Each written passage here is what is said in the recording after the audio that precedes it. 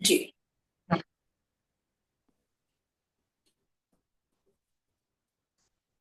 ओम सभी को महिला पतंजलि योग समिति द्वारका की ऑनलाइन कक्षा में आप सबका स्वागत है। विशेष स्वागत डॉक्टर शैली मित्तल जी का। आपने आज बहुत ही महत्वपूर्ण विषय लिया है। जो अ, हमारे ग्रुप में बहुत सारे लोग ऐसे हैं जो गांव से जुड़े हुए हैं, अक्सर उनका जाना होता है और वहां उन लोगों को समस्याएं आती हैं। देखते हैं लोगों के साथ किस प्रकार की प्रॉब्लम्स है, जैसे सांप काट जाता है। बाकी जैसे हम लोग पालते भी हैं, डॉग और कैट पालते हैं, वो भी काटी जाती हैं, तो किस प्रकार से हम उनको देखभाल कर सकते हैं, ऐसी परिस्थितियां ना आए, हम कैसे अपने आप को सतर्क रख सकते हैं, और आ जाए कभी ऐसी परिस्थिति तो हम उसमें कैसे उपचार करें। तो शैली जी, हम्म। आपका बहुत बहुत स्वागत है। और आपने मतलब मैं देख रही थी कि आप शुरू से ही जुड़ी हुई थी और देख रही थी कि हमारा योग अभ्यास कैसे चल रहा है। तो आपका बहुत बहुत धन्यवाद। और मैं अनिल जोशी जी से आपके परिचय के लिए रिक्वेस्ट करूंगी कि हम सबको परिचय कराएं। पहली बार हमारे ग्रुप में आई हैं, तो हम सबकी तरफ से बहुत स्वागत आपका। थैंक और यू। बहुत ही महत्वपूर्ण विषय पर जी, Anil Joshi ji. Thank you so much. और दीपन जी का धन्यवाद, उनके माध्यम से आप हमारे ग्रुप में आए हैं। जी, अनिल जोशी जी। जी, धन्यवाद ओम जी। आज वाकई एक बड़ा अलग किस्म का कार्यक्रम हम अपेक्षित कर रहे हैं डॉक्टर शैली मित्तल जी से, क्योंकि पहली बार कोई वेटनरी डॉक्टर जो हैं वो हमारे इस कार्यक्रम में आ रहे हैं। और काफी दिनों से ये बात चल रही थी कि ये समस्या जो विशेष रूप से हमारे गांव की पृष्ठभूमि के लोग हैं, और शहरों में भी आजकल हम अखबारों में देखते होंगे कि इतने जो खासतौर से कुत्तों के साथ जो घटनाएं घट रही हैं, स्ट्रीट डॉग्स। अब हमारी भी सोसाइटी में अगर पहले स्ट्रीट डॉग्स दिखाई देते थे, तो अब लोगों की शिकायतों के कारण से अब वो नहीं दिखाई दे रहे, और जो उनके समाचार ऐसे दिखाई देते हैं, तो अब सब लोग थोड़ा सा चिंतित हो गए। तो आज डॉक्टर शैली मित्तल जी जो हैं वो उनकी एजुकेशनल बैकग्राउंड जो है वो पीएचडी है वेटनरी साइंस में, और पिछले 2 वर्षों से वो WWF इंडिया में एक असिस्टेंट एसोसिएट काउंसलर के रूप में कार्यरत हैं। तो उस तरह से तो अपने दीपचंद पंत जी के कुलीग भी हैं, मैं समझता हूँ। तो ये तो एक अच्छा है कि आप लोगों का संपर्क है, जिसके कारण से हमको ये लाभ मिला।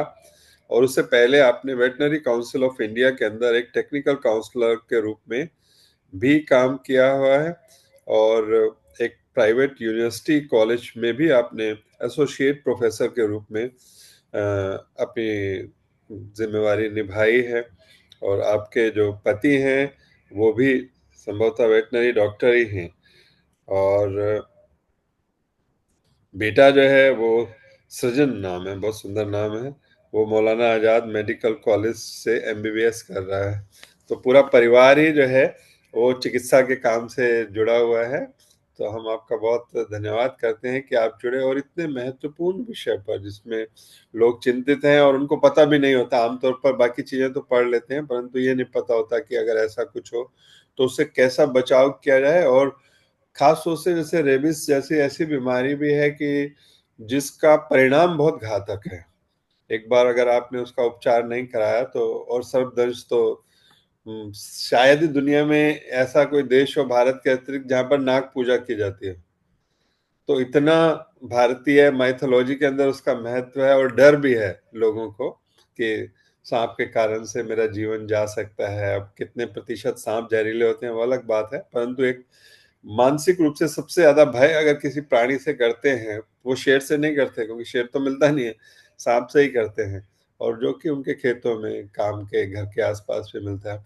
और दूसरा जो कुत्ते होते हैं, तो एक तरफ तो हम देखते हैं मेनका गांधी जैसे लोग, जो कि बल्कि मैं पढ़ रहा था रतन टाटा का देहांत हुआ। रतन टाटा जो है वो स्ट्रीट डॉग से बहुत प्यार करते थे और बहुत उनको मदद करते थे। उनका जो सबसे छोटा दोस्त था, जो वो ये था कि वो भी स्ट्रीट डॉग्स को बहुत प्यार करता था।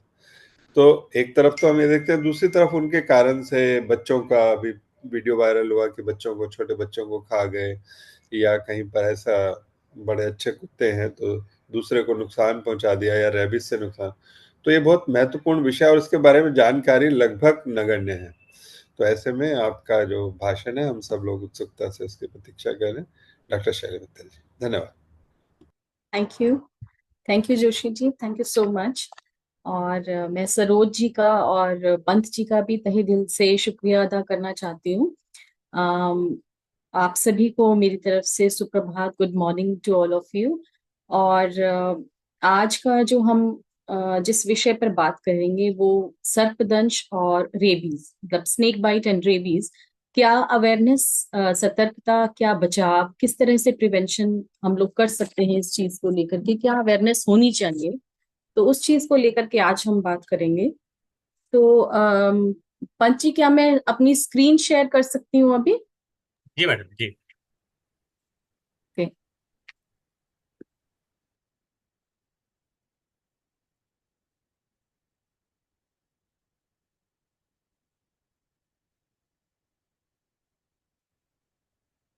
हाँ, मैक्सिमम कर दीजिए ऊपर। अभी क्या आप देख पा रहे हैं? देख पा रहे हैं आप? मैक्सिमम वाले को क्रॉस कर दीजिए। मैंने ठीक है, मैक्सिमम पे ही किया है अभी। ठीक है, ठीक है। हाँ जी। दिख रहा है, तो दिख रहा है। हाँ जी, हाँ जी। मेरी आवाज क्लियर आ रही है? जी मैडम। हाँ जी। थैंक यू पंच जी। सर्पदंश की सबसे पहले हम बात कर लेते हैं।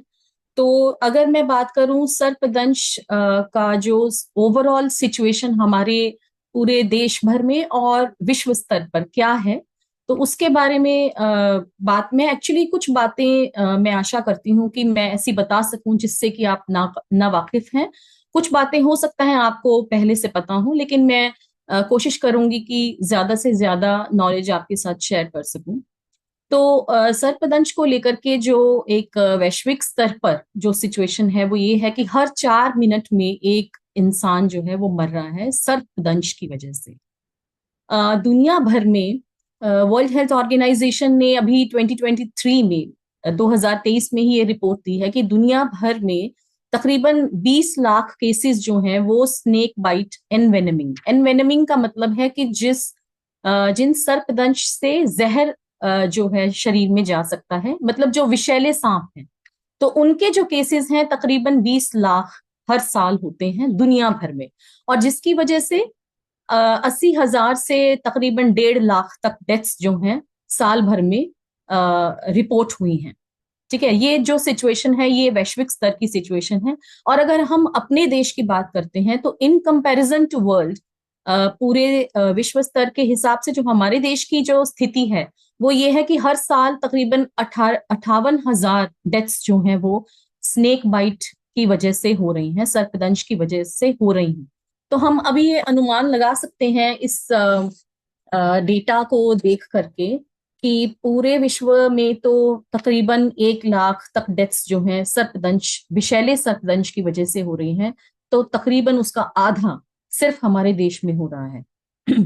तो हमारे देश की स्थिति कितनी गंभीर है हम इससे अंदाजा लगा सकते हैं। और ये तो वो डेथ्स हैं जो रिपोर्ट होती हैं, जो हॉस्पिटल में पेशेंट्स जाता है तो वो जो रिकॉर्ड होता है उसके हिसाब से जो डेटा निकल के आता है वो ये रिपोर्ट हमारे पास आती है। लेकिन कई जो डेथ्स हैं या जो केसेस हैं वो हॉस्पिटल तक पहुंच ही नहीं पाते हैं, या तो हमारी अनअवेयरनेस की वजह से, या फिर कुछ स्थितियां ऐसी होती हैं जिसकी वजह से मजबूरी है, कोई आपके लॉजिस्टिक्स नहीं काम कर रहे हैं या आप पेशेंट को ले जा नहीं पा रहे हैं, तो उसकी वजह से हॉस्पिटल आधे से ज्यादा केसेस तो पहुंच भी नहीं पाते हैं। तो अभी बात मैं करूंगी कि हमारे देश में कितनी स्पीशीज या प्रजातियां जो सांप की हैं, वो 310 जो है स्पीशीज डॉक्यूमेंट हुई हैं, रिपोर्ट हुई हैं। उसमें से 66 स्पीशीज, 67 स्पीशीज जो हैं वो वेनेमस हैं। वेनेमस का मतलब है विषैली। और 42 जो है वो माइल्डली वेनेमस है, मतलब जिनके विष तो है लेकिन वो उतना खतरनाक विष नहीं है। ठीक है, उससे थोड़ी बहुत प्रॉब्लम्स आ सकती हैं लेकिन वो उतना खतरनाक नहीं है जितना 66 स्पीशीज का जो वेनम है, उनका जो विष है वो ज्यादा खतरनाक है। और उस 66 में से भी 23 स्पीशीज ऐसी हैं जो मेडिकली इंपॉर्टेंट, जिन्हें बताया गया है सो मेडिकली इंपॉर्टेंट स्पीशीज का मतलब है कि जिनकी वजह से, जिनके काटने की वजह से डेथ हो सकती है। तो इस तरह से, लेकिन इससे हम ये देख सकते हैं कि ज्यादातर स्पीशीज जो हैं वो नॉन वेनेमस, मतलब विषैली नहीं है। लेकिन होता क्या है कि पर्सन की जो सांप काटने के बाद जो बेचैनी है, एंजाइटी है, जो लोग शॉक में चले जाते हैं ये सोच के कि अब तो मृत्यु होने ही वाली है।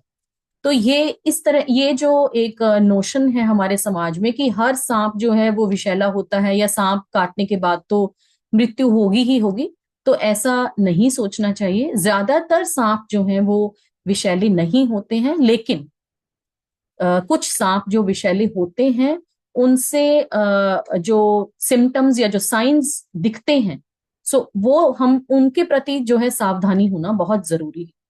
तो टोटल 310 सांप में से 23 जो प्रजातियां हैं वो मेडिकली इंपॉर्टेंट हैं, मतलब जिनसे मृत्यु होने की संभावना रहती है। और उन 23 स्पीशीज में से भी 4 ऐसी हैं जिनका 90% जो हमारे देश में केसेस हैं सर्पदंश के, उन्हीं 4 स्पीशीज से होते हैं, ऐसा रिपोर्ट किया गया है। मतलब ज्यादातर केसेस इन 4 स्पीशीज की देन है। जैसे कि उसमें इंडियन कोबरा है। मैं इसमें आपको ये फोटोग्राफ्स जो हैं, पिक्चर्स इनकी हैं। जैसे ये इंडियन कोबरा है, इसको स्पेक्टिकल्ड कोबरा भी कहते हैं, इसकी 2 आईज रहती हैं। और जो एक्चुअली ये जो ये भी इंडियन कोबरा ही है। इसके इस तरह से देखिए 2 आईज रहती हैं। तो 2 मतलब ये स्पेक्टिकल्ड कोबरा भी इसे बोला जाता है। और दूसरा है कॉमन क्रेट, जिसमें कि ये व्हाइट कलर की लाइंस जो है रहती हैं ब्लैक बॉडी पे। ये सॉ स्केल्ड वाइपर है, जिसमें कि इस तरह के स्केल्स रहते हैं। और ये रसेल्स वाइपर है, जिसमें कि इस तरह का लीफ का पैटर्न रहता है। तो ये अलग अलग 4 तरह के ये जो सांप हैं, इन्हें बिग 4 के नाम से जाना जाता है, जो इनकी कैटेगरी जो बनाई गई है। और हमारे देश में जो 90% केसेस जो स्नेक बाइट के हैं वो इन 4 स्पीशीज की देन बताए जाते हैं। अब बात यह है कि 90% केसेस इनके हैं, लेकिन 10% केसेस उन सांप के भी हैं जो मेडिकली इंपॉर्टेंट हैं। और किसी किसी रीजन में तो वो सांप ज्यादा पाए जाते हैं। लेकिन अब जो हमारे देश में सर्पदंश से फाइट करने के लिए जो एक मेडिसिन बोल सकते हैं वो बनाई गई है, उसको एंटी स्नेक वेनम बोला जाता है। अब वो जो एंटी स्नेक वेनम है वो इन्हीं 4 स्पीशीज की वेनम को, जहर को, विष को काटने के लिए बनाया गया। तो वो इन 4 स्पीशीज के हिसाब से ही काम करता है मेजरली। ठीक है। तो लेकिन प्रॉब्लम क्या है कि कुछ कुछ रीजन्स में कुछ और, वो जो 19 स्पीशीज, 23 में से 19 स्पीशीज हैं, वो भी कहीं कहीं पे ज्यादा होती हैं। तो उनमें से मैंने यहाँ 3 की जैसे पिक्चर दी है। ये मोनोक्लेड कोबरा है, इसमें 2 आईज नहीं है, ये भी एक कोबरा ही है, लेकिन इसमें वो उससे डिफरेंट है। ये जो इंडियन कोबरा है, इसमें सिंगल एक ये रहता है, उसमें 2 हैं। जैसे ये भी एक क्रेट है, बेंडेड क्रेट है। ये हम्प नोज्ड पिट वाइपर है। सो इस तरह से और जो 19 स्पीशीज हैं वो भी मेडिकली इंपॉर्टेंट है। अब बात आती है कि प्रिवेंशन, हम लोग सर्पदंश से कैसे बचें। बहुत सारी चीजें देखिए ऐसी हैं जो कि कॉमन सेंस की बातें होती हैं, जिनको कि हम बहुत ज्यादा तवज्जो नहीं देते, जिसकी वजह से जो सर्पदंश के केसेस जो हैं वो हमारी लापरवाही की वजह से हो सकते हैं। तो सर्पदंश जो है ज्यादातर हम भी देखते हैं कि जो लोग एग्रीकल्चर, जो कम्युनिटीज हैं, जो लोग खेतों में एक्चुअली जाकर के काम करते हैं, रूरल ग्रामीण इलाकों के लोग हैं, या जो गाय भैंस बकरी चराने वाले लोग हैं, और स्पेशली बच्चों में सर्पदंश के केसेस जो हैं बहुत ज्यादा पाए जाते हैं। तो प्रोफेशन के हिसाब से भी देखते हुए जो लोगों को बहुत सावधान रहने की जरूरत है, जिनको पता है कि हमें खेतों में जाना है, वो रात को खेतों में जाने से बचें। अगर जाना ही है तो हाथ में टॉर्च होनी चाहिए, ठीक है, एक हाथ में डंडा होना चाहिए, ताकि आप उसको अपने रास्ते में आगे बजाते हुए जाए, ताकि अगर सांप आसपास है भी है तो वो हट जाए, वहां से सावधान हो जाए। इसी तरह से आपको जो है ये रात को आप अपने घर में जमीन पे नहीं सोएं, अपना मॉस्किटो नेट लगा करके सोएं। मॉस्किटो नेट जो है वो सिर्फ डेंगू मलेरिया के मच्छरों से ही से बचाव नहीं करेगा, कहीं ना कहीं वो सर्पदंश से भी बचा के रखता है। ठीक है, घर के आसपास कूड़ा कचरा इकट्ठा होने नहीं दें। जब पता है कि सांप जो है इन्हीं स्थानों पर ज्यादा प्रोमिनेंटली मिलते हैं, तो कहीं पे भी कूड़े का ढेर, कोई पत्तों का ढेर इस तरह, या चूहे अंदर नहीं होने चाहिए। अपनी चीजों को जो है डब्बों में, कंटेनर्स में आप स्टोर करके रखें। और खेतों में जाते वक्त लंबे फुटवियर्स पहन के जाएं आप, और लॉन्ग पैंट्स पहन करके जाएं। और जब भी आप फुटवियर्स, कोई भी शूज पहनते हैं, उनको पहले चेक कर लें कि उसमें कोई जीव जंतु तो नहीं है। सो इस तरह की जो ये कॉमन सेंस की बातें हैं वो ध्यान में रखनी, बहुत सिंपल, बेहद सिंपल बातें होती हैं, लेकिन उनके प्रति लापरवाही बरतने से फिर बहुत बड़ा मूल्य चुकाना पड़ सकता है। सिमिलरली बच्चों की जो अवेयरनेस की बातें हैं, सो बच्चों को सावधान करना, उनको एजुकेशन देना जरूरी है इस तरह के इलाकों में स्पेशली, कि अगर वो किसी सांप को देखें तो उससे छेड़छाड़ नहीं करें, उसको मारें नहीं। ठीक है, अपने से बड़ों को जैसे ही सांप देखा बताएं, उनको इन्फॉर्मेशन दें कि इस तरह से हमने इस तरह का सांप यहाँ पे देखा है। सो इस तरह की चीजों से हम लोग जो है जनरल बातें हैं जो हम सांप से, सर्पदंश से बचे रहने के लिए जरूरी। अब बात आती है डूज एंड डोंट्स की। तो डूज एंड डोंट्स में क्या करना है और क्या नहीं करना है। सो उसके लिए देखिए, फर्स्ट एड जो हम बोलते हैं, देखिए फर्स्ट एड जो सांप के केस में सबसे बड़ी जो इम्पोर्टेंट बात है वो ये है कि आपको वो काम नहीं करना है जिससे कि स्थिति और ज्यादा गंभीर हो जाती है, क्योंकि हम अपनी गलतियों की वजह से ही स्थिति को और गंभीर बना देते हैं। पेशेंट हमारी लापरवाही या हमारी जो गलत प्रथाएं हैं उसकी वजह से पेशेंट जो है उसके मरने के चांसेस हो जाते हैं अगर सांप विषैला है।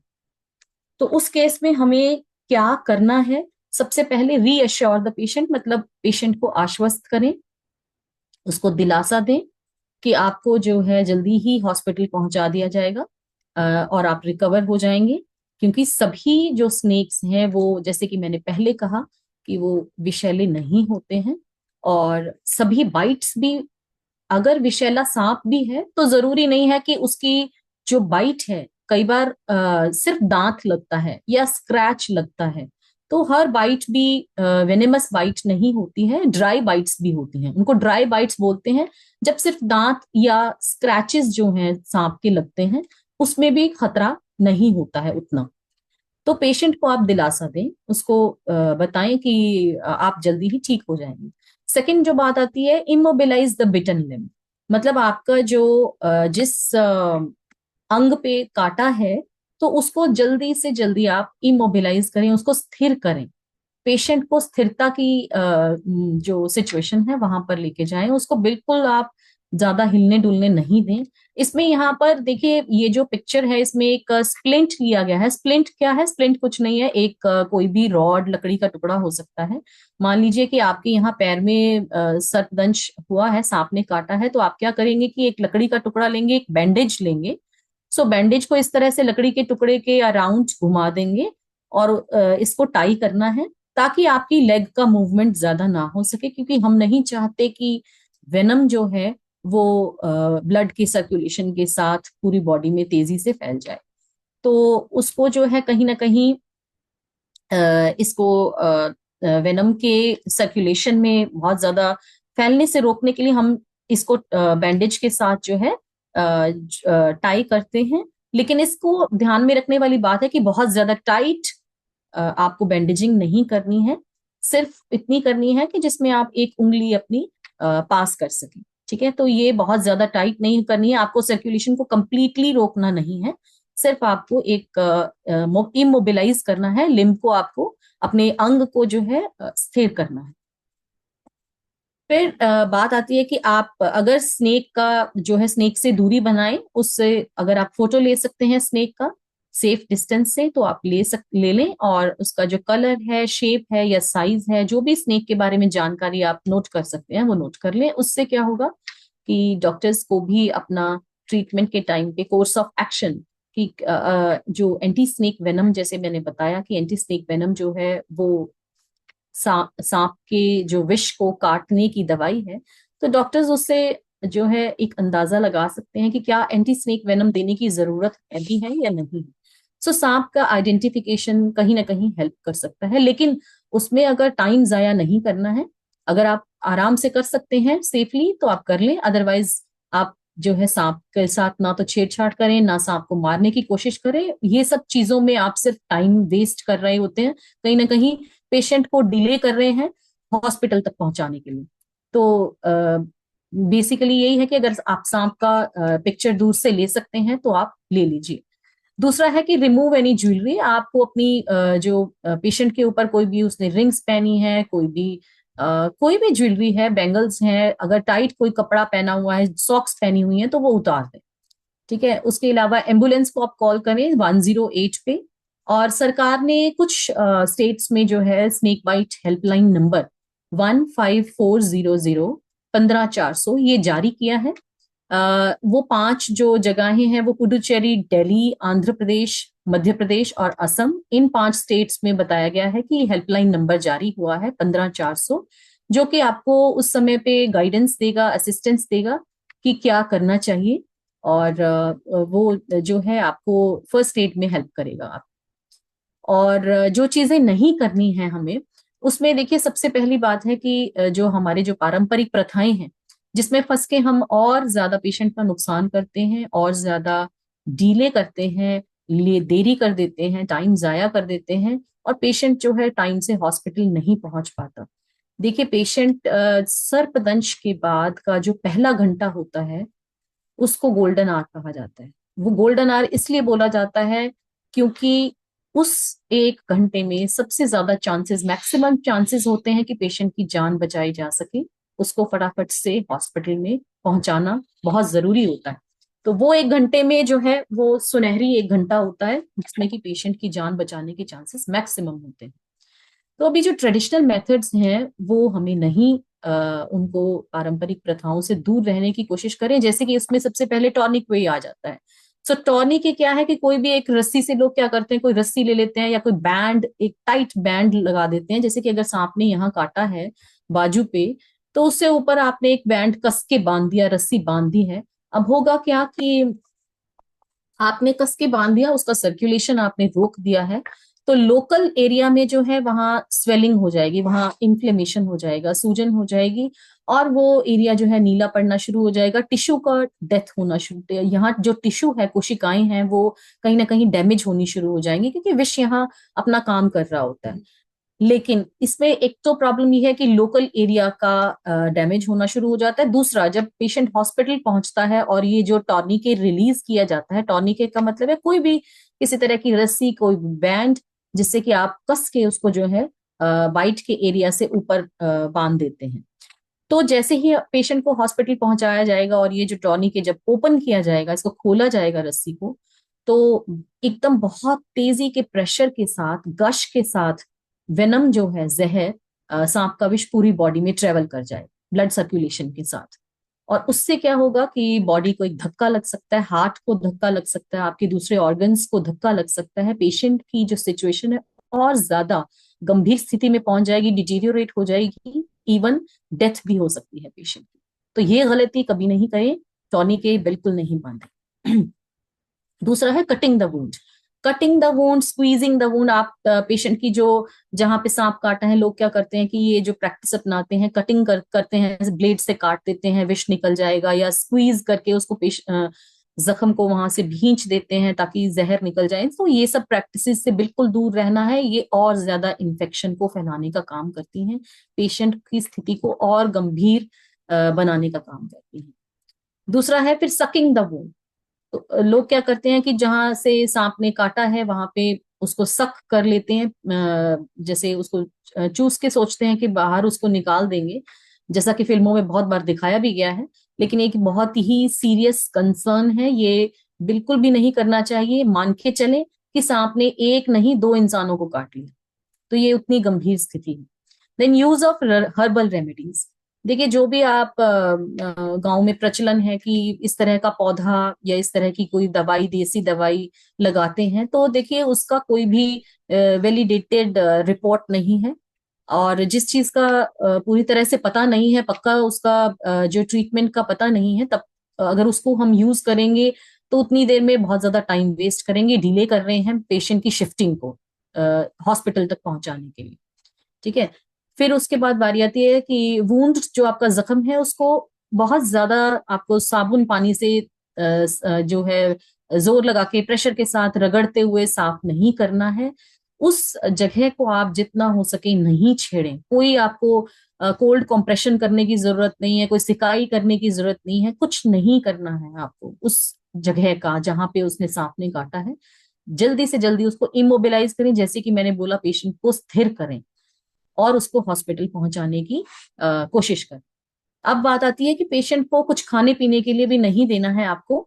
जैसे ही पेशेंट को अगर सांप ने काट लिया है, उसके बाद पेशेंट को ना तो खाने के लिए ना तो पीने के लिए कुछ दें। क्योंकि कई बार क्या होता है कि सांप के काटने के बाद वॉमिशन, उल्टी होने की संभावना रहती है। उस केस में अगर आपने कुछ खाने पीने के लिए दिया और उसके बाद अगर उल्टी होती है, तो वो जो वॉमिटस है वो आपके चोकिंग कर सकता है। चोकिंग का मतलब है वो सांस की नली में जा सकता है। ठीक है। तो उस अगर सांप काटने से डेथ होना हो, उससे डेथ होने के चांसेस फिर बढ़ जाते हैं। फिर उसके बाद है कि आपको पेशेंट की जो जहां सांप ने काटा है वहां उस अंग को या उस पार्ट को आपको हार्ट के लेवल से ऊपर नहीं उठाना है। उसको, जैसे लोग क्या करते हैं कई बार कि जैसे पाँव पे अगर काटा तो पाँव को ऊपर उठा दिया, हाथ पे काटा तो हाथ को ऊपर उठा दिया। तो ये सब चीजें जो है नहीं करनी है। उससे हार्ट की तरफ तेजी से जो है सर्कुलेशन होगा और हार्ट के ऊपर एकदम जो है धक्का लग सकता है, वेनम का असर हो सकता है। सो ये चीज नहीं करनी है, इसे अवॉइड करना है। और पेशेंट को किस तरह से लिटाना है, स्पेशली तब जब पेशेंट को हॉस्पिटल ले जाया जा रहा है, तो उस वक्त स्ट्रेचर पर पेशेंट को लेफ्ट साइड की तरफ, बजाय इसके कि उसको जैसे हम लेटते हैं बैक नीचे करके, ठीक है, स्ट्रेट जो लेटा जाता है उसको अवॉइड करके, बल्कि लेफ्ट साइड की करवट देख करके पेशेंट को लिटाना है। और उसका जो हाथ है वो उसके सर के नीचे हल्का सा एक नीचे की तरफ सहारा देके, जैसे हम लेटते हैं तो उसी के हाथ से उसको हल्का सा हेड को सहारा दें। और उसकी जो राइट वाली लेग है वो लेफ्ट के ऊपर, जो राइट वाला घुटना है वो मोड़ के उसको, इसे रिकवरी पोजीशन बोला जाता है बेसिकली। क्योंकि इसमें भी वही है कि अगर कोई वॉमिशन के चांसेस हैं, अगर वॉमिशन होती है तो चोकिंग ना, उसका जो सांस की नली, जो वायु मार्ग है वो खुले रहें। ठीक है। और जो आपका उल्टी के, अगर उल्टी हुई है तो वॉमिटस जो है वो आपको सांस की नली में नहीं चला जाए। तो इन सब कारणों की वजह से जो पेशेंट को रिकवरी पोजीशन में जो है एम्बुलेंस में ले जाया जाता है। उसके बाद बारी एक, ये जो स्नेक फैंग मार्क्स हैं, ये मैंने यहाँ पे बताने की कोशिश की है कि जो जनरली आम तौर पर जो रिपोर्ट किया गया है वो इस तरह से है कि जो जहरीली स्नेक बाइट है उसमें टिपिकल ये दो फैंग मार्क्स, पंक्चर जो दिखेंगे आपको, पंक्चर वुंड्स, मतलब आपको दो जैसे सांप ने छेद कर दिए हो स्किन में, इस तरह से दिखेगा। और उसके बाद एक ये जो दांत लगे हुए, जैसे मैंने तो यहाँ पे एक रफ एक आपको एस्टिमेशन देने की कोशिश की है। तो ये जो दांतों की जो लाइन है ये हो भी सकती है और नहीं भी हो सकती, और ये वेनेमस स्नेक बाइट है, मतलब विषैला सांप की सर्पदंश है। तो उस केस में ये जो दो फैंग मार्क्स आप देख रहे हैं ये जो है दिखते हैं। और जो नॉन वेनेमस स्नेक बाइट है उसमें इस तरह से यू शेप में आपको दो स्क्रैचेस की या दांत की दो लाइंस आपको इस तरह से दिखेंगी। उसमें इस तरह से ये जो क्लासिकल फैंग मार्क्स हैं ये नहीं होंगे। तो ये एक पहचान होती है नॉन वेनेमस स्नेक बाइट की और वेनेमस स्नेक बाइट की। लेकिन यहाँ पे एक बहुत इंपॉर्टेंट बात ये होती है कि जो क्रेट है जिसको कि वेनेमस स्नेक बाइट की ही कैटेगरी में रखा गया है, उसका कोई फैंग मार्क नहीं होता। ये एक ध्यान देने वाली बात है। तो ये जनरली एक रिपोर्ट दी गई है कि इस तरह से फैंग मार्क्स जो है वो देखे गए हैं वेनेमस और नॉन वेनेमस स्नेक बाइट। अगर मैं बात करूं कि स्नेक बाइट से किस तरह की जो साइंस और सिम्टम्स जो बॉडी की किस तरह की चेंजेस हमारी बॉडी में दिखाई देते हैं, सो उसमें दो मेजर कॉमन कैटेगरीज की बात हो सकती है यहाँ पे। एक तो न्यूरोटॉक्सिक स्नेक्स होते हैं और एक हीमोटॉक्सिक स्नेक्स होते हैं। सो न्यूरोटॉक्सिक मतलब, न्यूरो का मतलब है नर्वस सिस्टम, मतलब हमारी जो ब्रेन पे जिनका असर होता है, नर्वस सिस्टम पे जो नर्व्स पे जो असर होता है, ब्रेन, स्पाइनल कॉर्ड, नर्व्स पे। और हीमोटॉक्सिक है, हीमो का मतलब है ब्लड, जिनसे कि हमारी जो ब्लड जो बहना बंद नहीं होता है। सो अभी मैं इसमें जो बता रही हूँ पहले न्यूरोटॉक्सिक का, कि न्यूरोटॉक्सिक में मेनली जो आते हैं स्नेक्स, वो आते हैं कोबरा और क्रेट्स। कोबराज और क्रेट्स जो हैं, इनकी वजह से होने वाली अगर डेथ हो जाती है पेशेंट की, वो होगी रेस्पिरेटरी पैरालिसिस की वजह से, क्योंकि ये नर्व्स को डैमेज करते हैं। इनका जो मेजर काम है वो नर्वस सिस्टम के ऊपर असर दिखाते हैं, और उसकी वजह से नर्व्स डैमेज हो जाती हैं। क्योंकि नर्व्स जो हैं, हमें पता है कि वो हमारी बॉडी की मसल्स की जो एक्टिविटी है, ठीक है, मसल्स की एक्टिविटी को कंट्रोल करती हैं, हमारी पूरी बॉडी में जो नसें हैं। तो होता क्या है कि कहीं ना कहीं लकवा मार जाता है। तो रेस्पिरेटरी डेथ जो होती है वो रेस्पिरेटरी पैरालिसिस की वजह से होती है। जो रेस्पिरेटरी जो हमारा ब्रीदिंग सिस्टम है, वो अच्छे तरीके से जो, मतलब रेस्पिरेटरी फेलियर का मतलब है कि जो पेशेंट है वो सांस नहीं ले पाता है। और उस जगह पे जहां सर्पदंश हुआ है वहां पे पेन हो भी सकता है, नहीं भी हो सकता है, सूजन हो सकती है, और जो पेशेंट की आंखें हैं वो नीचे गिरने लगती हैं। एक आंख भी नीचे गिर सकती है, दोनों आंखें भी, जो आईलिड है पर्टिकुलरली वो नीचे गिरने लगती है। डिप्लोपिया मतलब दो, एक चीज की दो इमेज दिखाई देने लगती हैं, डबल विजन दिखता है। ठीक है, कई बार मुंह से झाग निकलने लगते हैं, उल्टी होने की चांसेस होते हैं, और मेनली जो है वो पेशेंट को सांस लेने में दिक्कत होती है। सो ये न्यूरोटॉक्सिक स्नेक्स मतलब कोबराज और क्रेट्स, इस तरह का जो सर्पदंश है वो इस तरह के साइंस जो है बॉडी में दिखाई देते हैं। दूसरी तरीके की जो कैटेगरी है वो हीमोटॉक्सिक स्नेक्स की है, जिसमें रसेल्स वाइपर, सॉस्केल्ड वाइपर और कुछ पिट वाइपर्स भी होते हैं, जो कि मैंने आपको बताया पहले कि 23 मेडिकल इंपॉर्टेंट स्पीशीज हैं। सो उसमें से जो 4 हैं, उसमें रसल वाइपर और सॉस्केल्ड वाइपर की जो एक्शन है, जो उनका प्रभाव है, वो इस तरह से होता है कि जो पेशेंट की डेथ है वो ब्लड लॉस की वजह से होती है। खून बहना नहीं रुकता है, खून इतना बह जाता है, क्योंकि हमें पता है कि हमारी बॉडी में जो पूरी में ऑक्सीजन है सप्लाई, वो ब्लड करता है। और अगर ब्लड बहता ही रहेगा, उसका खून का थक्का नहीं जमेगा, क्लॉटिंग नहीं होगी, तो क्या होगा? हमारी डेथ हो जाएगी। ठीक है, बॉडी में खून का संचार नहीं होगा, ऑक्सीजन नहीं पहुंचेगी, ब्रेन को नहीं पहुंचेगी, हार्ट को नहीं पहुंचेगी, हमारी पूरी बॉडी से कहीं ना कहीं हर ओपनिंग से खून बहना शुरू हो जाता है अगर टाइम से ट्रीटमेंट नहीं दिया जाए। और जो बाइट साइट है, जहां सांप ने काटा है, वहां पे बर्निंग पेन, बहुत ही सीवियर पेन होता है। ठीक है, और उसके अलावा जगह जगह से खून बहता है, और कई बार किडनी का फेलियर भी होता है, मतलब किडनी जो है काम करना बंद कर देती है। और जहां काटा है वहां पे सूजन हो जाती है, टिश्यू की डैमेज होना, टिश्यू डेथ, कोशिकाएं डेथ होनी शुरू हो जाती है। तो इस तरीके से जो है इनका जो Russell's wiper, saw scaled viper, haemotoxic जो स्नेक्स हैं, इनका बेसिक जो एक्शन है वो पेशेंट की ब्लीडिंग से डेथ करना, ये एक इनका मेन एक्शन जो है होता है कि ब्लड नहीं रुकता। तो ये हम सर्पदंश के बारे में हमने जो है ये जो मेरी तरफ से आपके साथ इंफॉर्मेशन शेयरिंग हुई है, यहाँ पे हमने सर्पदंश के बारे में बात की है। अगली बात जो मैं कहना चाहती हूँ वो रेबीज के बारे में। तो रेबीज जो मैं बताऊं आपको, तो रेबीज एक इस तरह का डिजीज है, देखिए, जो 100% प्रिवेंटेबल। पहली बात तो ये है कि इसको 100% इसको बचाया जा सकता है, इससे बचा जा सकता है। और ये वायरस से फैलता है, और जो वायरस है वो इन्फेक्टेड एनिमल के सेलाइवा में होता है, उसकी लार में होता है। और ये सिर्फ कुत्ते से नहीं, बिल्ली से, बंदर से, बैट्स, चमगादड़ से, बल्कि किसी भी मैमल स्पीशीज से हो सकता है।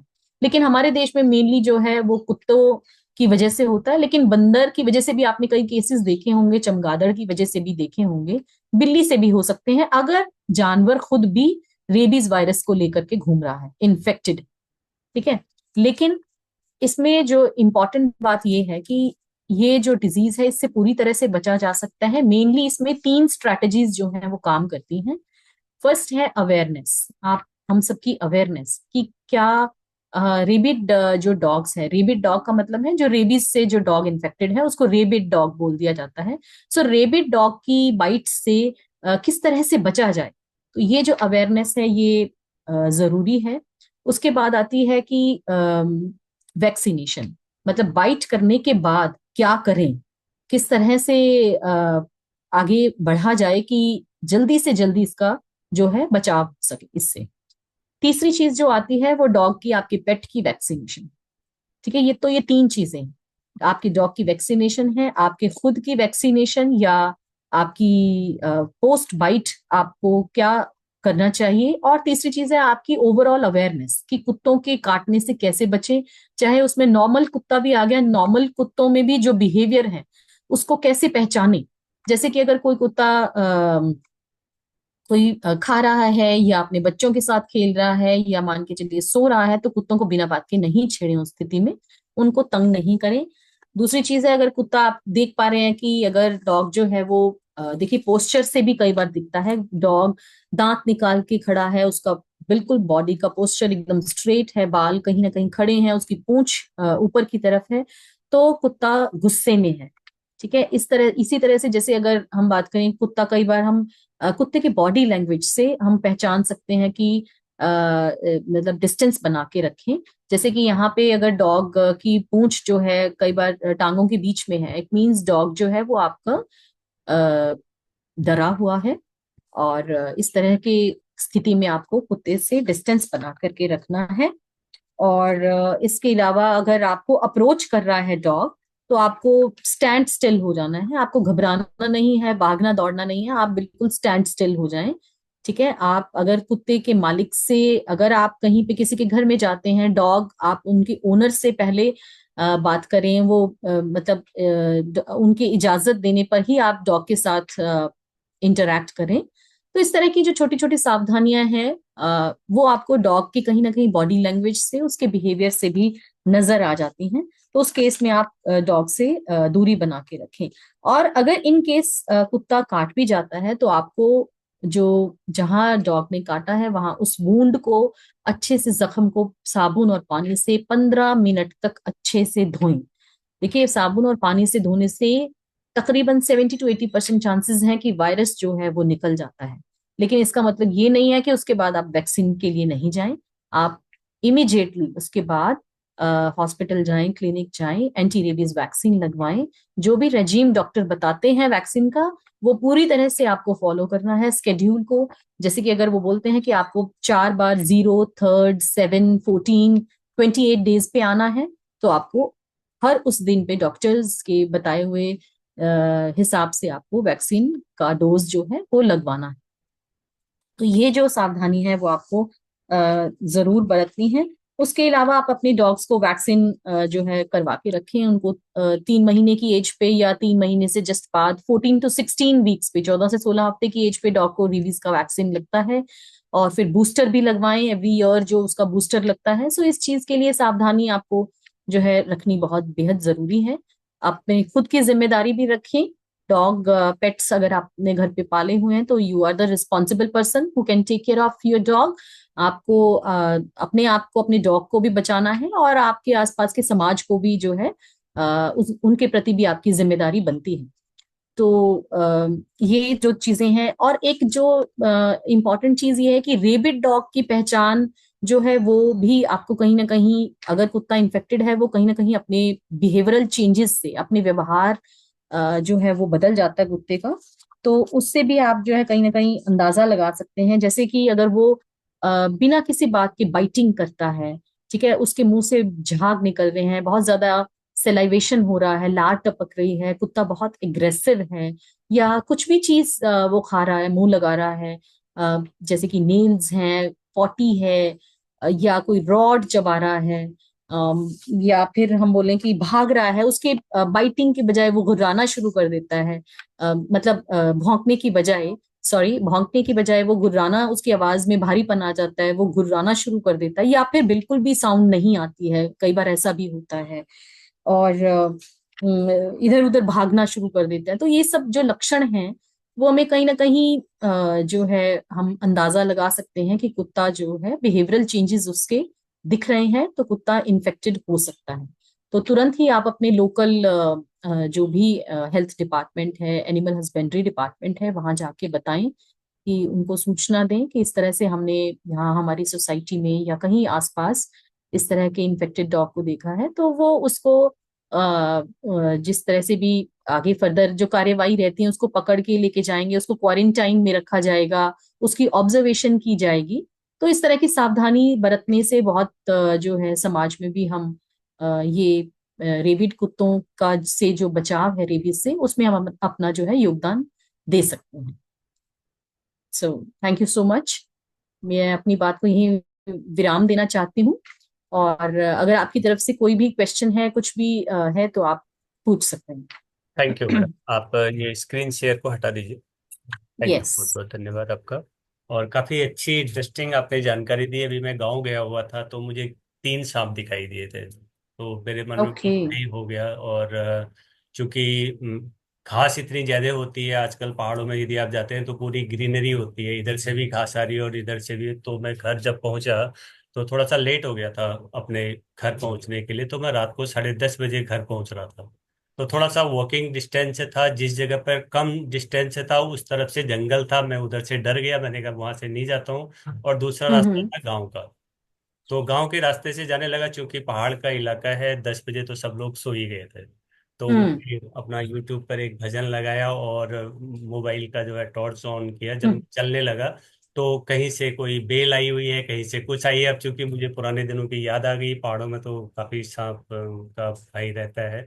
तो बड़े, फिर उसके बाद मैंने जो आपने कहा कि मैंने एक लंबा सा एक झाड़ी मुझे मिली, डंडा सा, और उसको मैं आगे को बजाते हुए गया नीचे की ओर। तो मुझे ये चीज प्रिकॉशन जरूरी है, क्योंकि जब आप हाँ चल जी, रहे हैं, बिल्कुल। जिस रास्ते पर आप चल रहे हैं, पहले से आप सावधान कर दें कि यहाँ पर आवाज आ रही है। एग्जैक्टली सांप यदि exactly. रास्ते देखिए, में बहुत खड़ा हुआ छोटी है छोटी तो बातें हैं, चला जा लेकिन इन सकता है। छोटी छोटी बातें, बिल्कुल हम्म। पंची आप बिल्कुल ठीक कह रहे हैं। और ये छोटी छोटी बातों से सावधानियां जो हैं बरत के, हम बहुत बड़ी बड़ी केसेस से बचाया जा सकता है।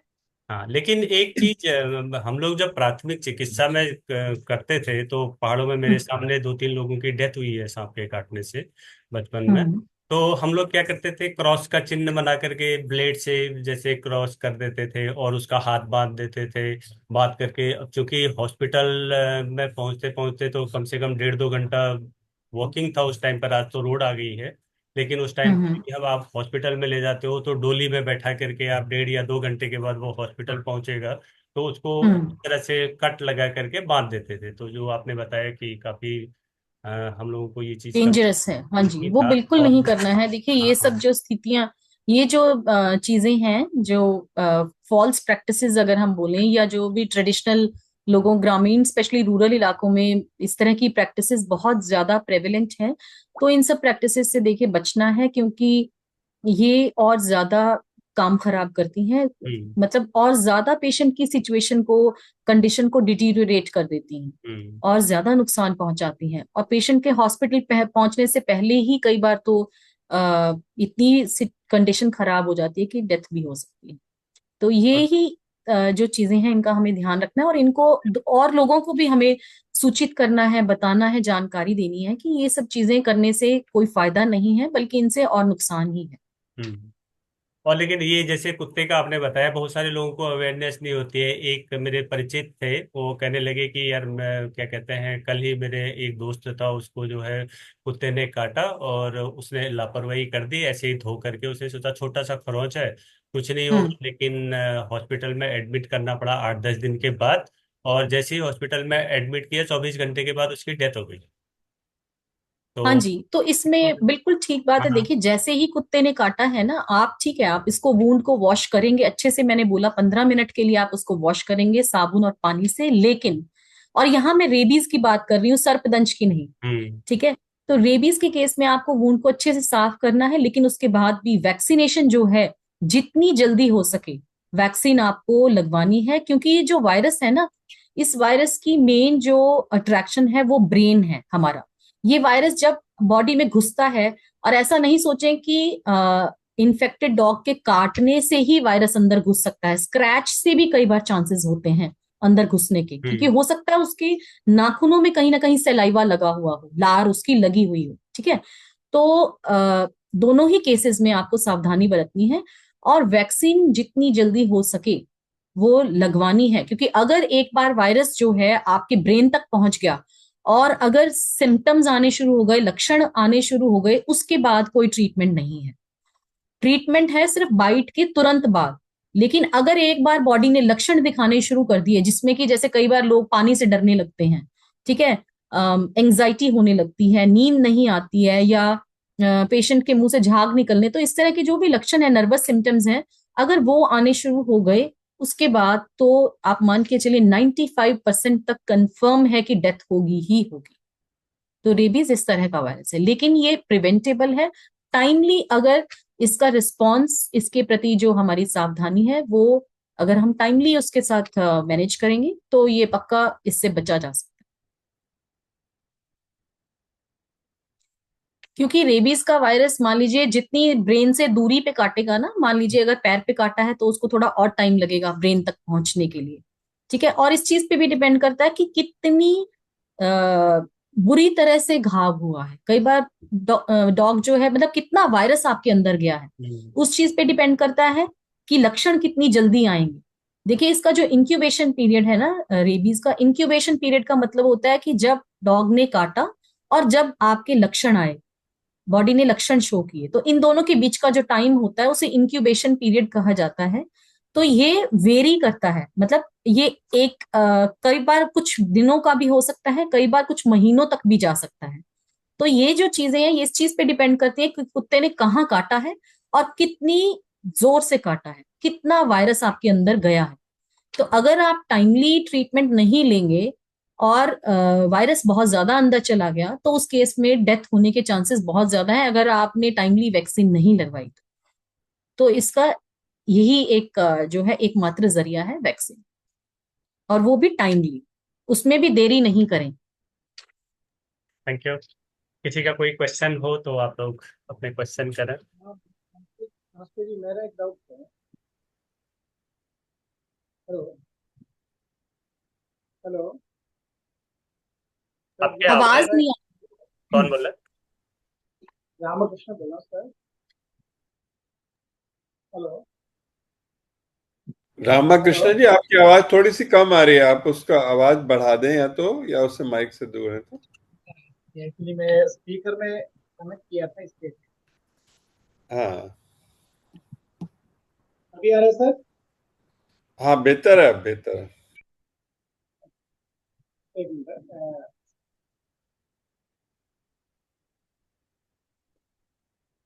एक्चुअली मेरा दो डाउट है। एक हाँ तो जी। स्नेक बाइट के केस में हम लोग कोई भी जनरल हॉस्पिटल में जा सकते हैं या कोई स्पेशलाइज्ड हॉस्पिटल में जाना है? एक चीज। दूसरा, जो रेबीज के केस में मेरा एक्चुअली 2 बार काट चुका है, वो 2 बार वैक्सीनेशन भी हो चुका है, सम 25 years बैक। तो उसका भाई अभी अभी अगर फिर होता है तो फिर करना पड़ता है, जैसे 5 बार काट लिया तो 5 बार लगाना पड़ता है, या 1-2 बार लग गया तो फिर उसका जरूरत नहीं है क्या?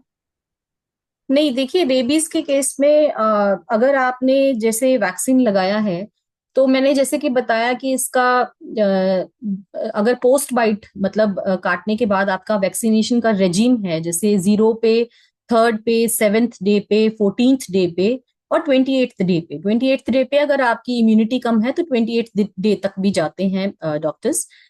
तो अगर इस बीच आपको कुत्ता काट रहा है तो आपको बूस्टर, आपका वो जब तक वैक्सीनेशन का स्केड्यूल जो है पूरा कंप्लीट नहीं हो जाता तो आपका वो होगा, ठीक है। लेकिन अगर आपका वैक्सीनेशन स्केड्यूल मान लीजिए कंप्लीट हुआ है और उसके कुछ 3 महीने बाद, 6 महीने बाद कुत्ते ने फिर से काट लिया, तब आपको पूरा स्केड्यूल पूरा नहीं करना होगा, लेकिन आपको 2 बूस्टर वैक्सीनेशन लगवाने होंगे, 0 और 3rd डे पे।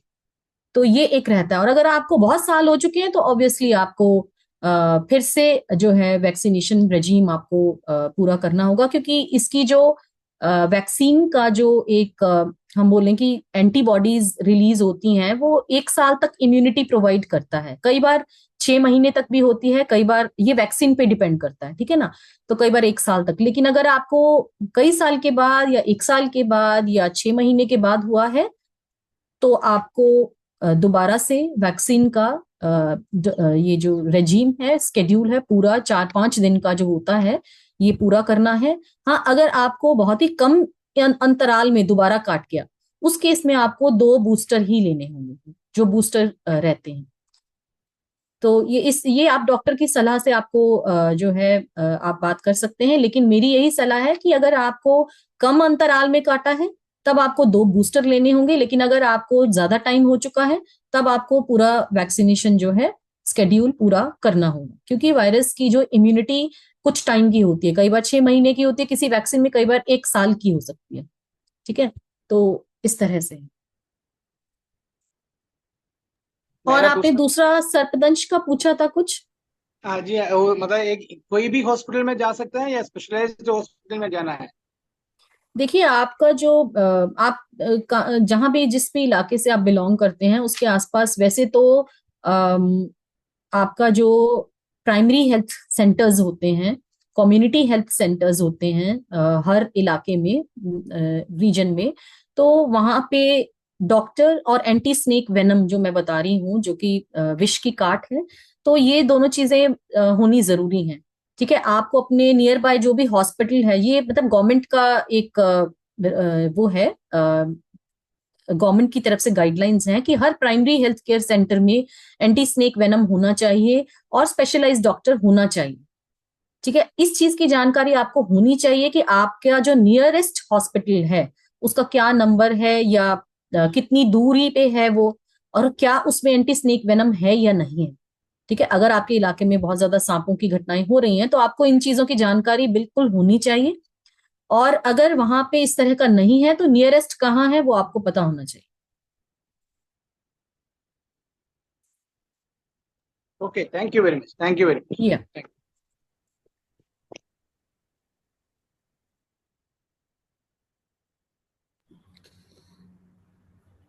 आजकल जो वेनम है जिसकी आप बात करें, वो ड्रग्स में भी यूज किया जा रहा है।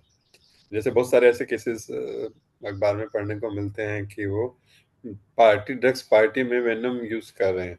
जैसे अभी एक बड़े यूट्यूबर हैं, उनको अरेस्ट भी किया। तो कुछ ऐसा भी है कि नॉर्मल उसमें लोग यूज कर रहे हैं, और वो कितना डेंजरस है या नहीं है, कुछ अंदाजा? ड्रग्स आप मतलब आप कौन से वाली ड्रग्स की बात कर रहे हैं? ड्रग्स मतलब जो अल्कोहल जैसा, जो मतलब ओके, नशीले, जो बच्चे, ओके, जो ड्रग्स ठीक है, पार्टीज होती है ना। पार्टीज वगैरह में लेते हैं, ओके। मतलब आप ये देखिए, नुकसान तो है ही, हमें पता ही है वो कितना बॉडी का कितना नुकसान कर रहे हैं, ऑब्वियसली। और ये सब इलीगल है, अगर वेनम वगैरह वो यूज कर रहे हैं, तो ये सब इलीगल है,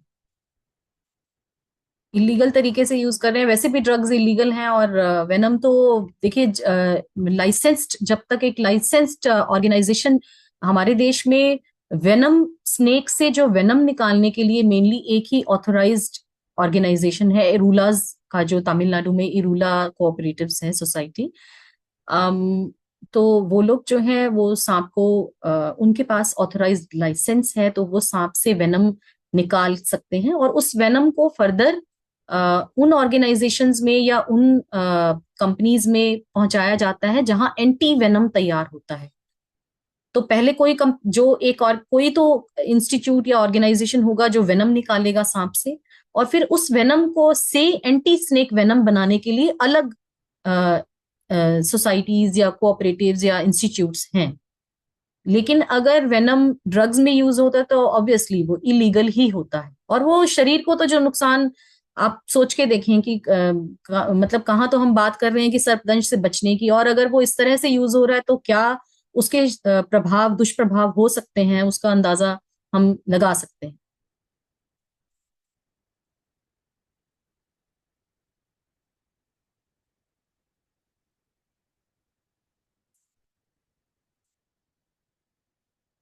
कर्नल साहब कुछ कहना चाहेंगे?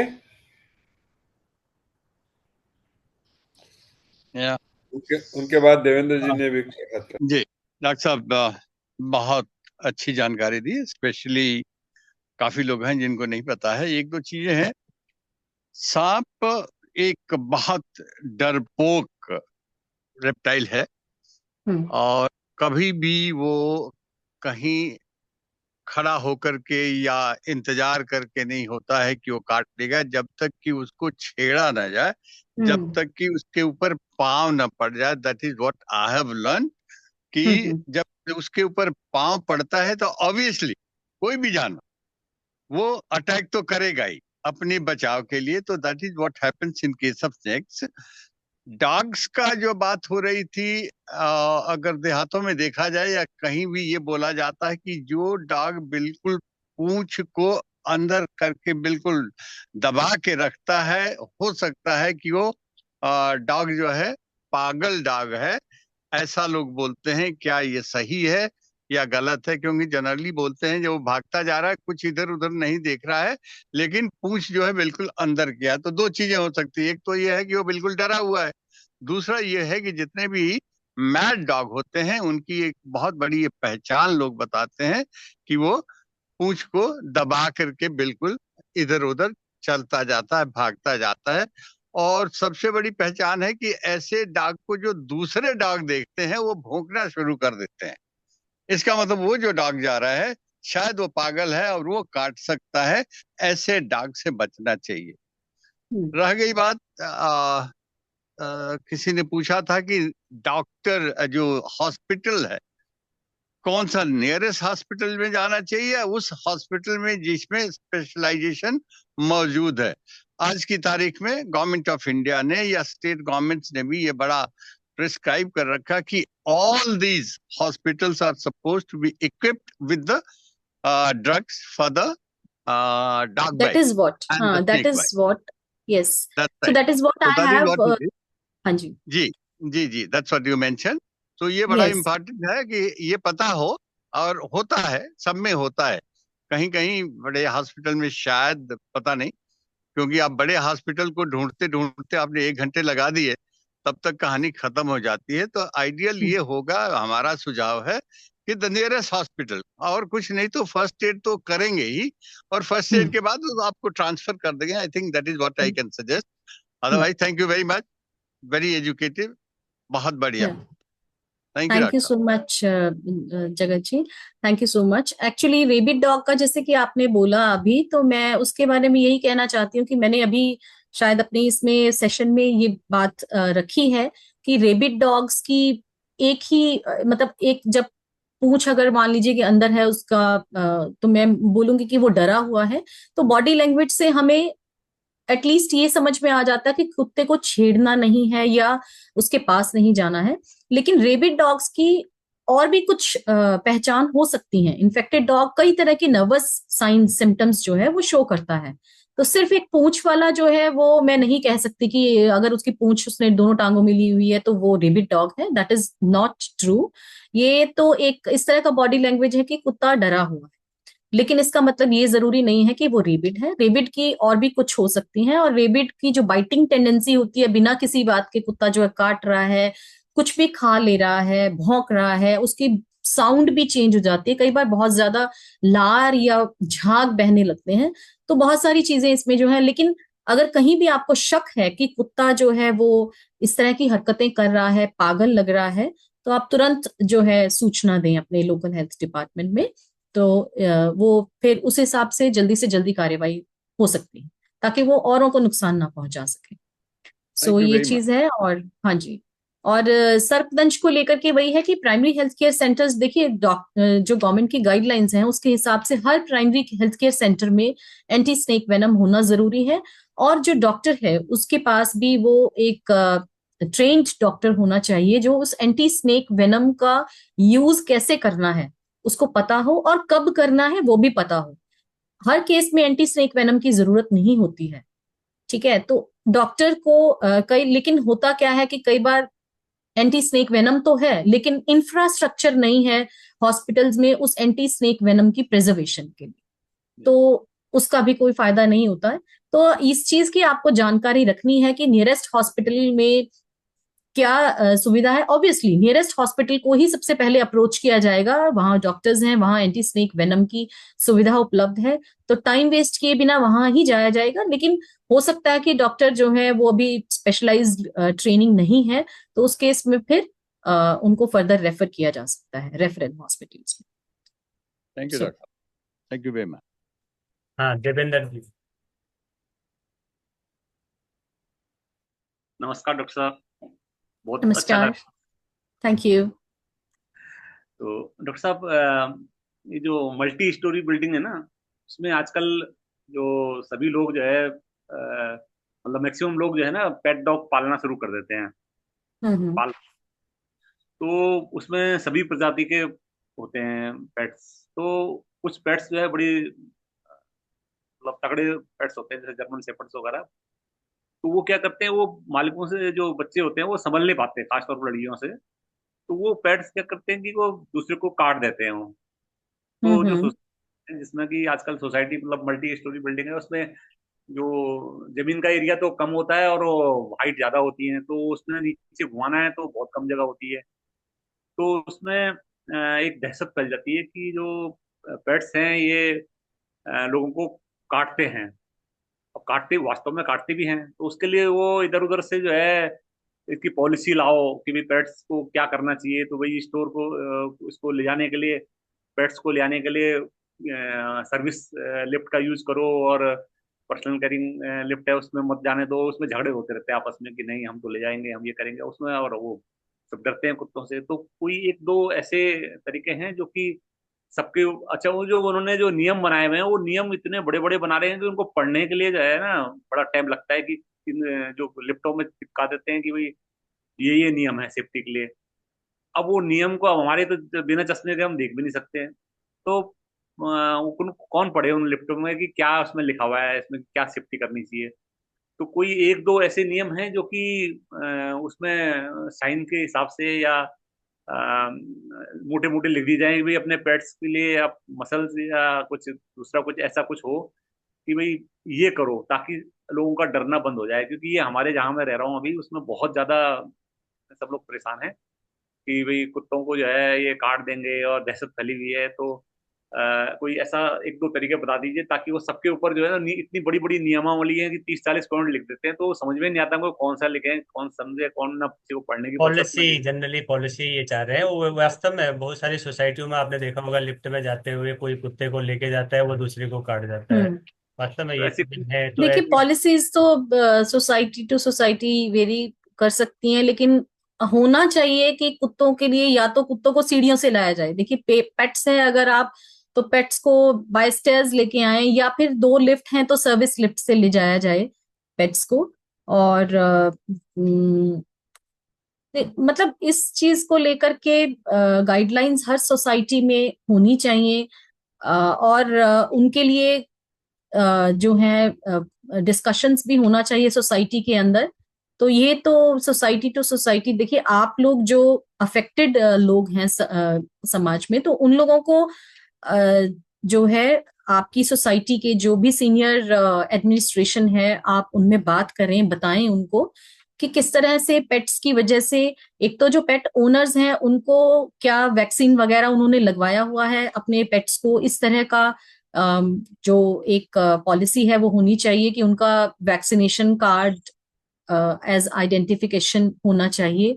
और दूसरा ये है कि पेट्स को के लिए या तो लिफ्ट अलग है, सर्विस लिफ्ट है। तो इस तरह की जो एक मैं बोलूंगी कि गाइडलाइन नहीं बोलूंगी, लेकिन ये जो चीजें हैं ये लागू होनी जरूरी हैं सोसाइटीज में, क्योंकि पेट्स की वजह से भी बहुत केसेस देखे गए हैं जिसमें कि लोगों को नुकसान हुआ है। सो ये आप सबको जो है मिलके सोसाइटी में खुद ही देखिए पॉलिसीज, या आपकी सोसाइटी के हिसाब से बात करके, जो सीनियर एडमिनिस्ट्रेशन है, जो भी लोग हैं उनसे बात करके, और आपसी तालमेल के साथ ये एक लागू किया जा सकता है, इशू किया जा सकता है इसको, कि पेट्स को लेकर के पेट ओनर्स को पूरा रिस्पॉन्सिबल होना जरूरी है। नहीं, मजल्स से कोई वो है, कुछ लोग ऐतराज करते हैं कि हम मजल से नहीं लगाएंगे कुत्ते के ऊपर, मतलब इससे बड़ी दिक्कत होती है कुत्ते को। हम्म और कुछ बोलते हैं कि हमारे तो छोटे डॉग हैं, कुछ बोलते हैं कि जब वो बड़े छोटे नहीं लगा रहे तो हम क्यों लगाएं। हाँ, तो इस चीजों के बारे में देखिए, वही है कि आपका पेट है लेकिन वो आपको जानता है लेकिन दूसरे को नहीं जानता है, तो उस केस में पेट ओनर्स की कहीं ना कहीं जिम्मेदारी बढ़ती है। तो वो चीजें आप लोगों को सोसाइटी में डिस्कशन के बाद एक पॉलिसी का, बहुत ज्यादा लंबा चौड़ा नहीं, 4-5 पॉइंट्स का एक पेज जो है इशू करना जरूरी है पॉलिसी के हिसाब से, जो भी आपकी जो भी आप समस्याएं फेस कर रहे हैं पेट्स को लेकर के। तो उस केस में फिर उसी तरीके से फिर उसको पालन भी किया जाए। मजल्स जो है ये हानिकारक है क्या पेट्स के लिए, कुछ कहते हैं? क्या चीज? ये मुंह पे लगाते हैं ना हाँ मजल्स। हाँ, मजल जो लगाते हैं, हाँ जी, वो कई बार क्या होता है पेट की बॉडी पे इंसेक्टिसाइड कोई, मतलब जैसे ये लगा देते हैं कोई टिक्स से बचने के लिए, या डीवर्मर लगाया हुआ है कोई, तो उस चीज को लेकर के ताकि वो कुत्ता चाटे नहीं, तो दवाई लगाई हुई है तो उस चीज के रोकने के लिए भी कई बार लगा देते हैं मजल को।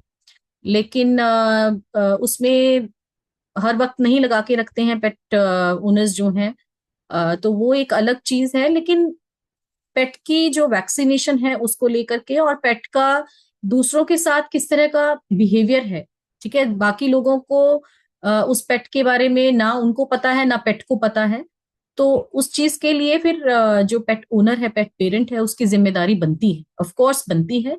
और सबको मिलके डिसीजंस लेने होंगे कि किस तरह से जो मान लीजिए अगर वो पेट जो है कहीं पे भी पॉटी कर देता है, कहीं पे भी, वो चीजों का भी जो है रूल्स जो है सोसाइटी में होने चाहिए।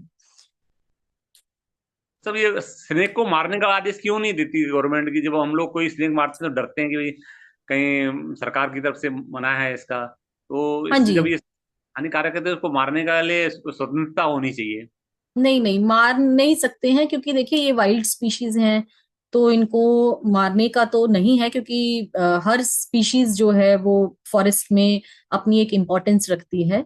जैसे कि अगर फॉरेस्ट के जो इलाके हैं वहां पे भी अगर आप देखेंगे कि स्नेक्स जब पकड़े जाते हैं तो उनको रेस्क्यू करके और उनको रिलीज कर दिया जाता है जंगल में, मारा नहीं जाता है, क्योंकि हर स्पीशीज की अपनी इंपॉर्टेंस है, अपनी एग्जिस्टेंस है।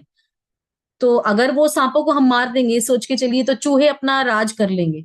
चूहे कैसे खत्म होंगे? फिर चूहों से फैलने वाली बीमारियां फैल जाएंगी, फिर चूहों को मारना शुरू हो जाएगा। तो हर स्पीशीज की अपनी इंपॉर्टेंस है, अपनी एग्जिस्टेंस है। तो ये तो मैं नहीं कहूंगी कि मारने वाली बात जो है वो नहीं, उसके लिए फ्रीडम मिलनी चाहिए।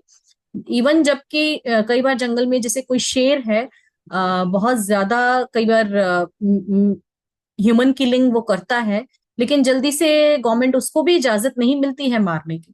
बहुत ज्यादा जब सर से पानी निकल जाता है, जब बहुत ज्यादा मजबूरी दिखती है, तब गवर्नमेंट की तरफ से आदेश आता है कि ठीक है, इसको जो है शूट किया जा सकता है। तो ये चीजें जो हैं वो इस तरह से नहीं होती हैं, उनके लिए प्रॉपर गाइडलाइंस हैं। बल्कि इनकी जो है जैसे इनका जो कंजर्वेशन होता है स्पीशीज का, स्पेसिफिकली वाइल्ड लाइफ जो हमारी ऑर्गेनाइजेशंस हैं इनकी कंजर्वेशन करती हैं, और वैसे भी जो हमारी जो कंजर्वेशन अथॉरिटीज हैं, तो वो इन चीजों की कंजर्वेशन के लिए भी नियम बने हुए हैं प्रॉपर, कि इनको, इन स्पीशीज को शेड्यूल 1 स्पीशीज में रखा हुआ है। शेड्यूल 1 स्पीशीज, शेड्यूल 2 स्पीशीज में बिल्कुल मारने की आदेश नहीं है, मारने की आज्ञा नहीं है। और बल्कि उसके लिए पनिशमेंट है, कि अगर आप मार देंगे तो जो है उसके लिए फिर पनिशमेंट बनी हुई है। तो ये स्पीशीज का पूरा एक लेखा जोखा जो है वो प्रॉपर गाइडलाइंस के लिए साथ, लॉ के साथ है। तो वो चीज तो नहीं हो सकती, क्योंकि हर स्पीशीज की अपनी इंपॉर्टेंस है। इवन इंसेक्ट्स भी, जैसे ना हम कहते हैं कि बहुत सारे इंसेक्ट्स अभी इंडेंजर्ड स्पीसीज में आ रहे हैं, बहुत सारी चीजें हमें आपको हम्म। दिखाई नहीं दे रही थी, जो आपको बचपन में दिखाई देती थी, वो चेन बंद होगी। लेकिन हमारी जो ऑर्गेनाइजेशन है वो उन चीजों को, इंडेंजर्ड स्पीसीज को प्रोटेक्ट कर रही है। तो एक क्या कहते हैं, डॉक्टर आए थे हमारे WWF इंडिया में 94 की, डॉक्टर जॉर्ज बुशॉर्ड। तो उन्होंने बिच्छू को पैर में रखते थे और यहाँ से लेकर के वो सादा सीधा सिर में ला करके फिर पकड़ करके रख देते थे टोकरी में। तो कहने का हम्म। मतलब ये है कि यदि आप किसी जानवर को यदि परेशान न करो तो वो कभी भी कुछ भी नहीं कर सकता है, वो कभी किसी को कोई हानि पहुंचा सकता है। तो इसी तरह से जैसे आपके जीवन में यदि कोई चीज कम हो जाती है तो उसका साइकिल में आपको भी उसका फर्क पड़ता है। यदि आपका कोई मच्छर ही कम हो जाएगा तो उसका इफेक्ट आप तक भी आएगा। तो इसलिए जो है सांप वो को देर यदि आप हाथ सवेर अपना हाँ, इम्पोर्टेंस उसका समझ में लेकिन आने लगता है। मैडम ये बहुत बड़ी बात है कि जंगलों में, उत्तराखंड के जंगलों में हर साल दो दो तीन तीन बार आग लगती है। तो जैसे ये जो सांप है, जैसे ये जो छोटे छोटे जो चीजें हैं जो इधर उधर जा नहीं सकते हैं, तो वो तो सब उनकी स्पीशीज खत्म हो जाती है, काफी मतलब मर जाते हैं उस टाइम पर जब आग लगती है जंगलों में। तो ये तो बचाना तो हम लोगों का वो है, मारना नहीं। Thank you. बिल्कुल। आई लाइक टू सबमिट, ये जमीन, ये प्रकृति जो बनी है mostly for the animals and the creature. आदमी जब पैदा हुआ है तो इसको बढ़ाना, काटना, मारना शुरू कर दिया, और जितनी भी है उनको हटा करके लेना शुरू कर दिया। This is a total injustice being done to all these animals, and therefore इनको मारने की बात या एलिमिनेट करने की बात I wouldn't say only illegal, बहुत बड़ा पाप भी है। So that should be understood. ये जमीन उनके लिए बनी है और हम जबरदस्ती इसके ऊपर कब्जा करते जा रहे हैं। ये टोटल अत्याचार है which should be stop. Thank you. Thank sorry. You, आपका बहुत समय ले एग्जैक्टली लिया हमने मैडम। और किसी का कोई क्वेश्चन तो नहीं है शायद? अब किसी को कुछ कहना तो नहीं है, क्योंकि ज्यादा ही समय हो गया, हमने 15 मिनट एक्स्ट्रा ले लिए। सर आप हाँ कुछ जी, औपचारिक धन्यवाद दे दें अपने।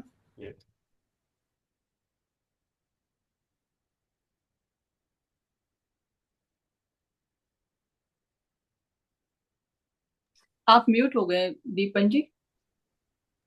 मैडम ने एक्चुअली, मैं ऑफिस में भी स्नेक बाइट पर एक लेक्चर था, तो उस समय मेरे मन में जिज्ञासा हुई, मैं उसको अटेंड तो नहीं कर पाया। मैंने कहा एक दिन फिर ऐसा करते हैं कि आपको बुला लेते हैं अपने ग्रुप में, तो बहुत अभी अच्छा तो लगा। बात ही चल रही थी एक्चुअली।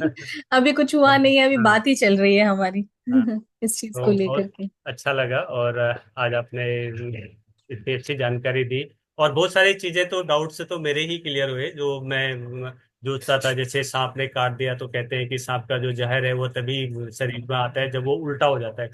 काटने के बाद वो एक स्टेप उसका फिर ऐसा भी रहता है कि वो उल्टा हो जाता है, उसके गले में यहाँ पे जहर होता है, और वो जब उल्टा होता है तो तब वो फ्लो करता है। क्या ये भी सत्य है मैडम? नहीं। क्योंकि उसका जो दांत है वो कहते हैं कि अच्छा हम्म, तो हम लोगों नहीं, को ये कुछ नई सब चीजें, भ्रांतियां हैं, ये कहीं ना क्योंकि कहीं बहुत हाँ, भ्रांतियां हमारे समाज में यहाँ फैल जाती अच्छा, चलो थैंक यू वेरी मच, बहुत बहुत धन्यवाद। और क्लास की समापन से पहले शांति पाठ कर लेते हैं। सभी लोग कमर गर्दन सीधी करें, शांति पाठ कर लेते हैं, उसके बाद क्लास का समापन करते हैं। एक गहरा लंबा सांस भरें। ओ